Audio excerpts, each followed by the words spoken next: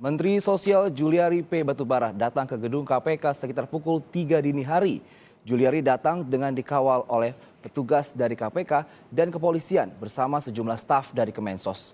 Dengan pengawalan yang ketat dari petugas KKP dan kepolisian Menteri Sosial, Julia P. Batubara datang langsung dan naik ke lantai 2 gedung KPK.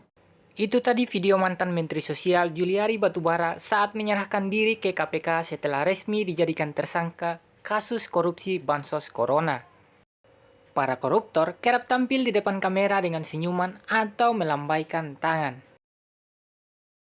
Dalam beberapa momen kedatangan hingga usai pemeriksaan, seakan menjadi hal lazim melihat pemandangan koruptor berjalan dengan tenang seraya, tebar senyum, atau bahkan memberi gestur tangan ke awak media.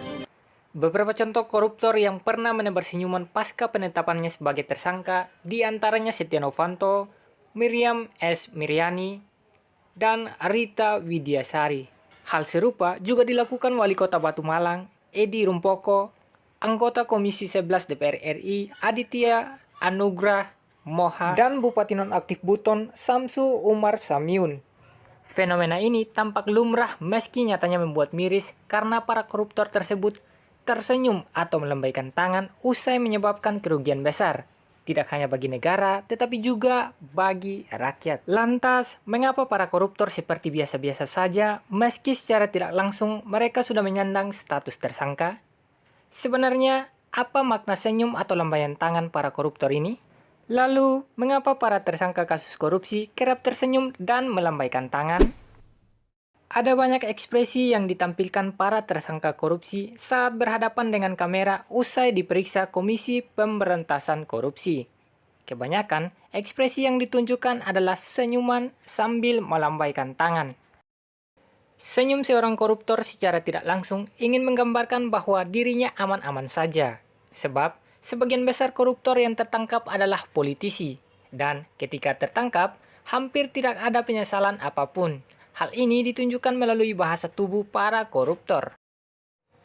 Nonverbals are anything that communicates but is not a word. The public knows them as body language.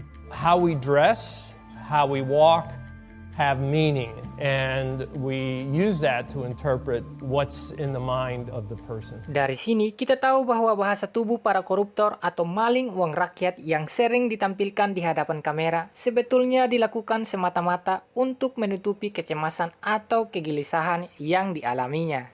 Atau bisa jadi senyuman dan lambaian tangan tersebut dilakukan karena mereka tahu bahwa hukuman yang akan diterimanya tidak sebanding dengan hasil yang dikorupsinya. ICW memberikan kategori vonis 1 hingga 4 tahun penjara merupakan hukuman ringan bagi koruptor.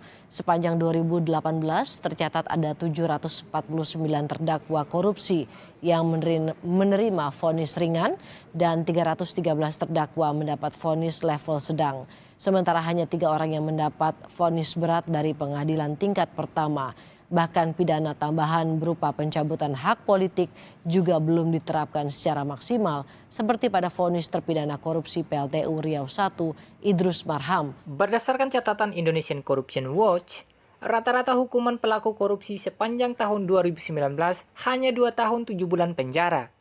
Dari 1.125 terdakwa kasus korupsi yang disidangkan pada 2019, 842 orang divonis ringan, sedangkan yang divonis berat hanya 9 orang, seperti contoh kasus dalam perkara pengurusan Red Notice Joko Chandra.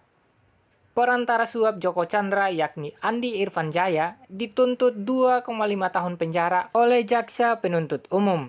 Sementara perantara suap lainnya yakni pengusaha Tommy Sumardi divonis 2 tahun penjara.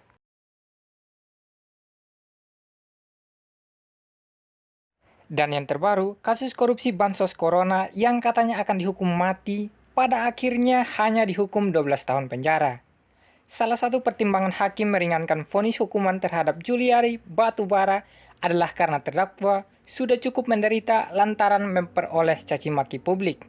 Menjatuhkan pidana oleh karenanya terhadap terdakwa dengan pidana penjara selama 12 tahun dan pidana denda sejumlah 500 juta rupiah dengan ketentuan apabila denda tersebut tidak dibayar diganti dengan pidana kurungan selama 6 bulan.